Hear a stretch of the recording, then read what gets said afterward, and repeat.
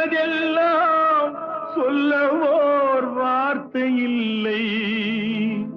நான் ஊமையாய் பிறக்கவில்லை, உணர்ச்சியோ மறையவில்லை.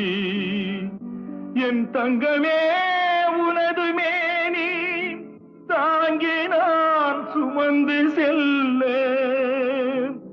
எனக்கொரு பந்தம் இல்லை. எவருக்கோ இறைவன் தந்தான்.